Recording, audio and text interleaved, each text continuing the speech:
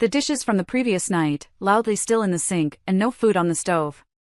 My father, Romildo, was in the area of backgrounds, playing dominoes with neighbors and laughing as if there were no bills. Expired items stacked in the kitchen drawer, all paid for by me. It wasn't a case of they were both in need.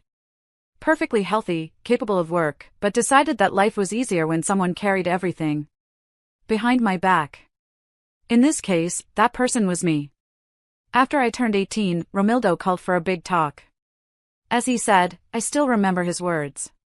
Now that you are older age, it's time to contribute, right, daughter? We will charge you rent for your room. And since you already work, you can take care of house bills also, electricity, water, market. I wanted to question these little things, but I couldn't do it. I had nowhere to go. No close relatives, no friends who could receive me.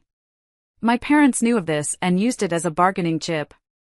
Trapped there, with an invisible collar made of guilt and obligation. In the first months, I tried to see it as a temporary sacrifice. I saved a penny for penny, dreaming of the day I would have my own corner. But it always happened, something.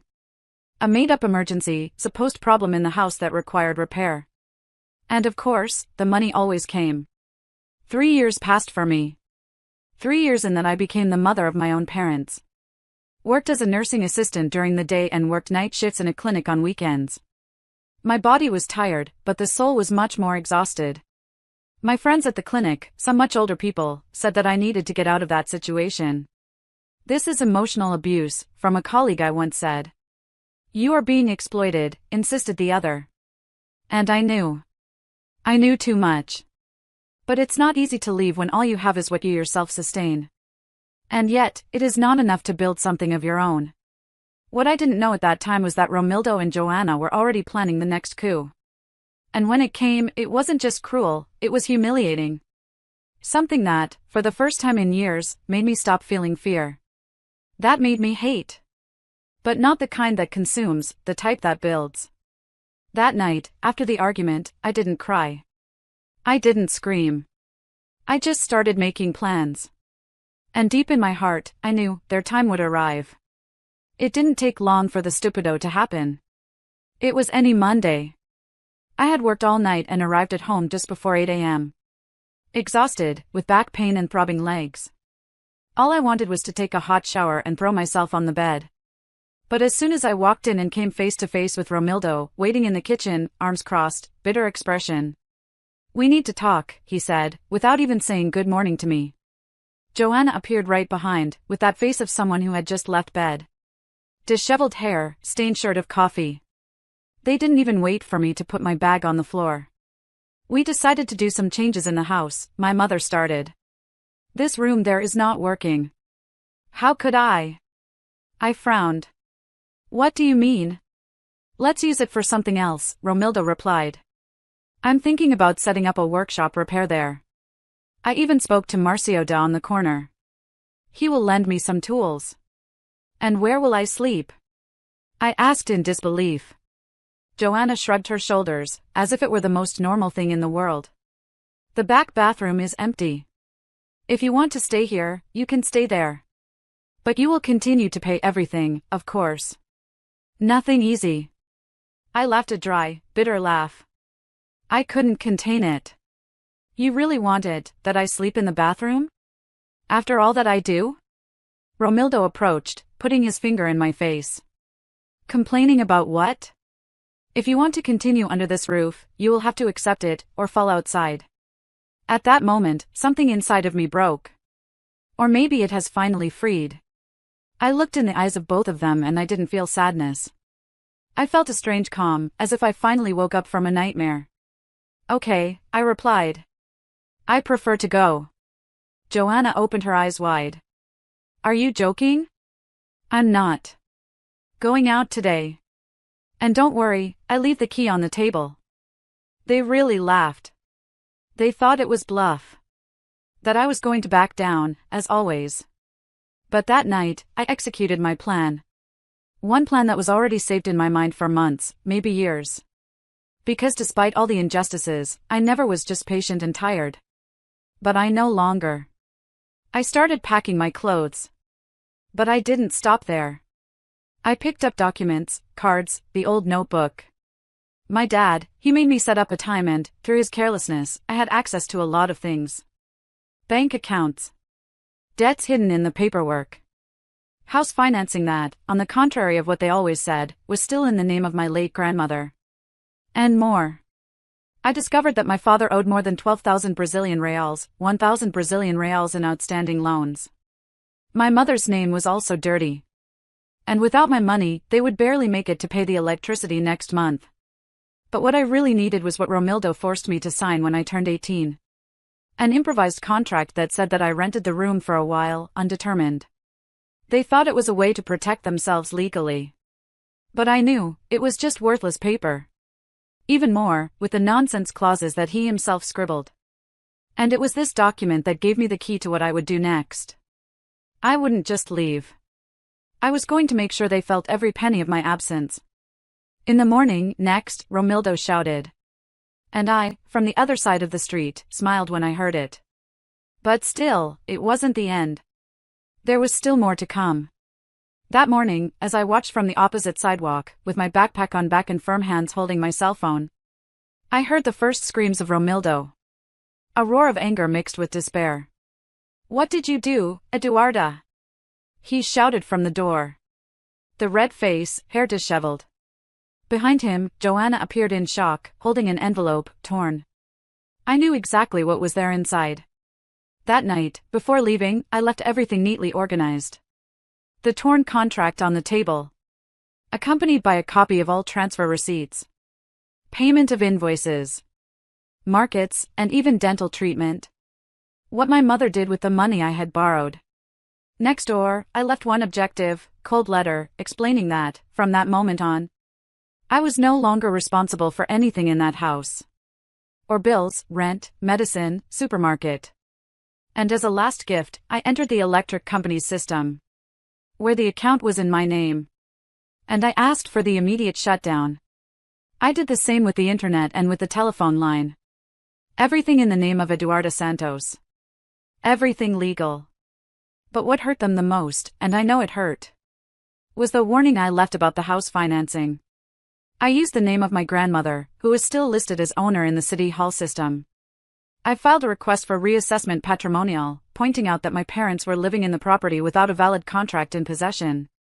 That would not take them out of the home immediately, of course. But it was freezing any action to sell or modify the property until the situation is regularized.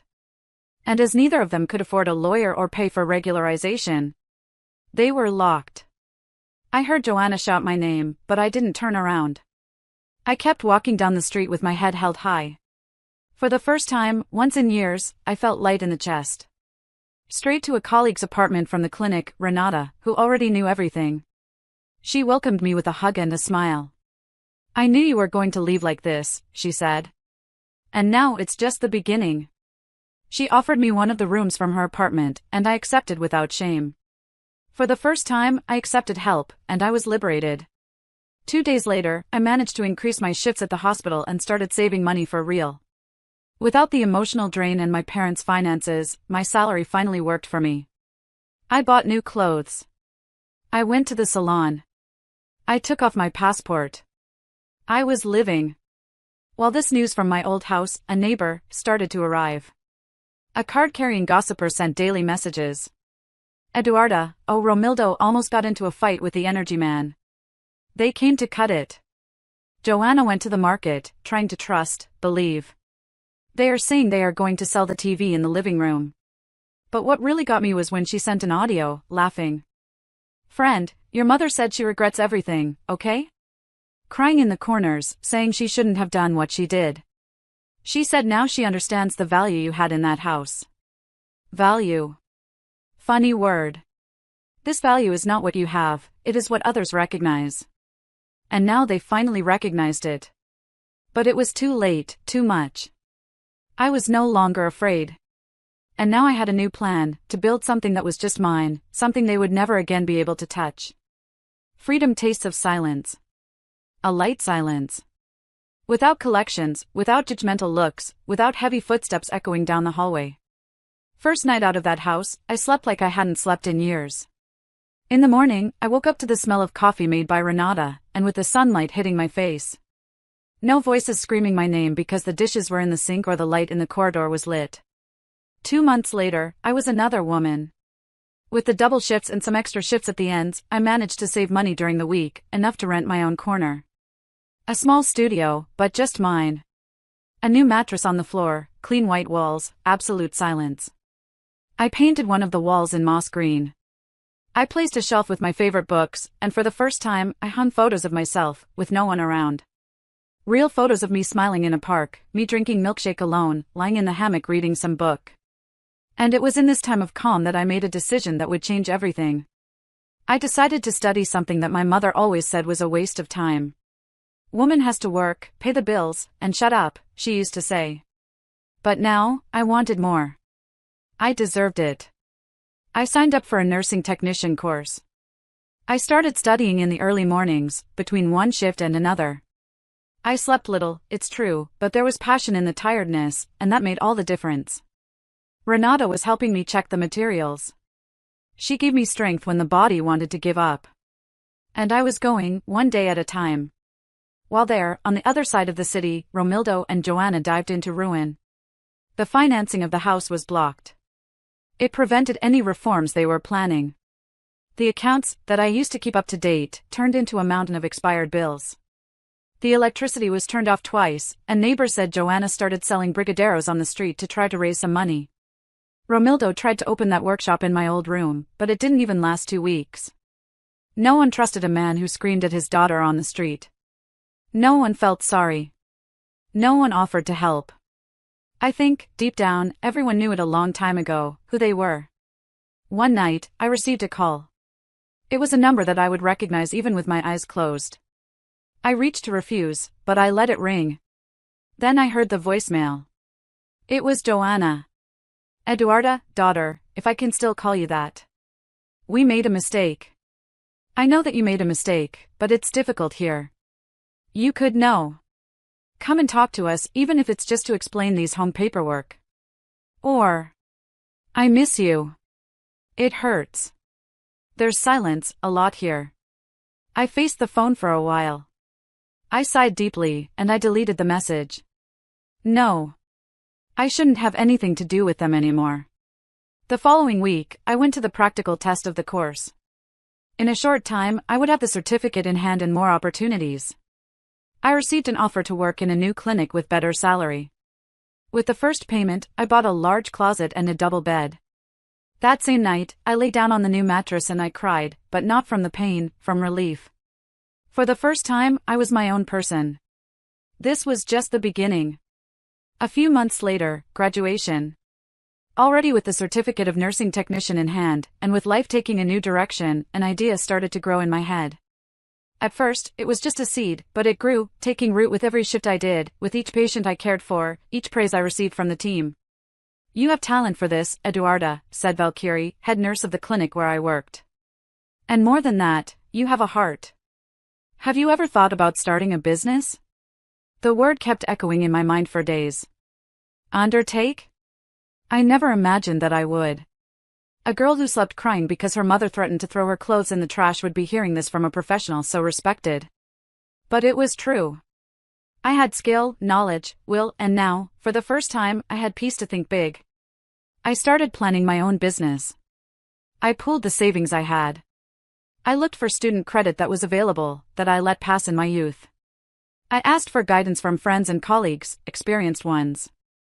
With the help of Renata, who became my partner and life partner, we rented a small commercial space and we opened the care service, home care and welcoming nursing with a humanized approach.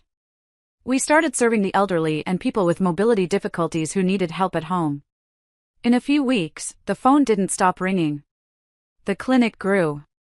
We hired 2 more technicians and we started doing partnerships with doctors and psychologists in the region. In 3 months, we were operating in rotating shifts. In 6, we managed to expand to another neighborhood. And then, as it always happens, the past tried to beat the door.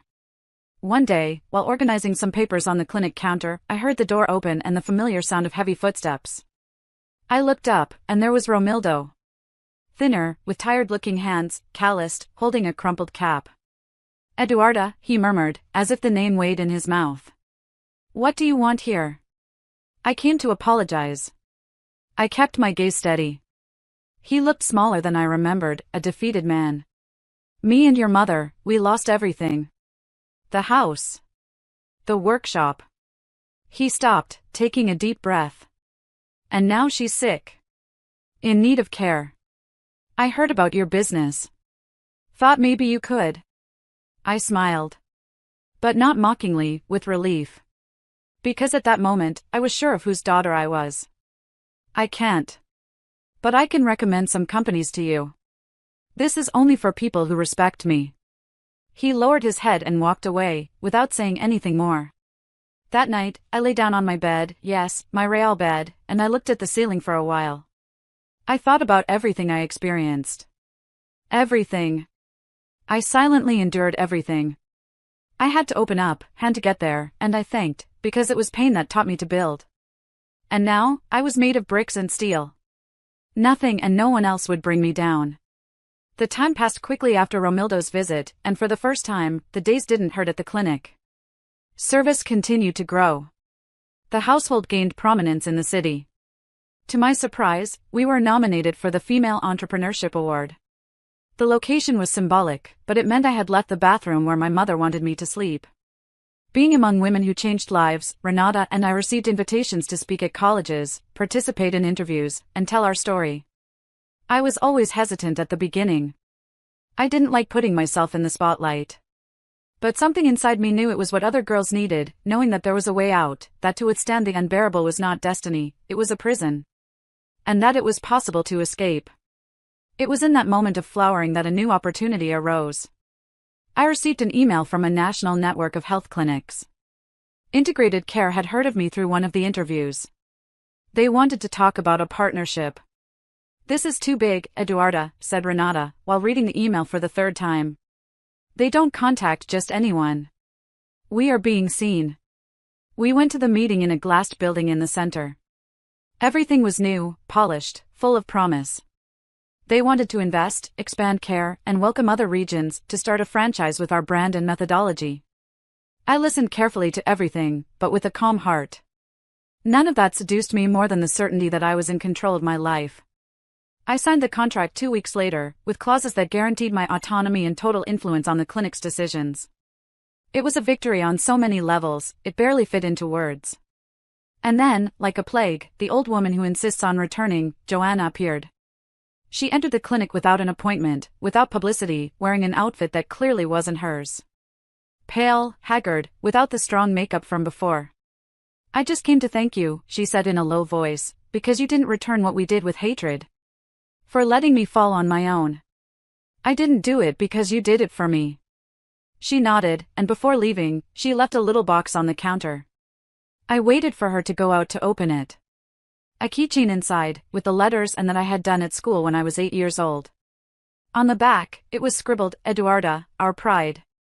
I laughed a small, emotionless laugh. I closed the box and placed it at the bottom of the drawer, because we are proud of those who are by our side when no one else is.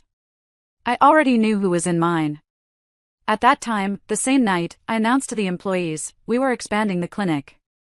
We will establish branches in 3 more cities. One of the technicians started crying. Another one hugged me.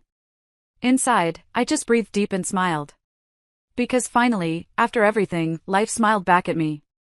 And it wasn't a fake-looking smile. It was sincere, it was true, it was deserved. The first branch of Quadaria Calher was opened in March. The second, 2 months later. And now, as I write these words, we are about to open the third, in a neighborhood that, ironically, is just 5 blocks from the house where I lived with my parents. House, not home, because that place was never a home. I decided to go see it one last time. Not out of nostalgia, but because finally, I'm on the other side of the street. The gate was rusty. The garden, taken over by tall grass.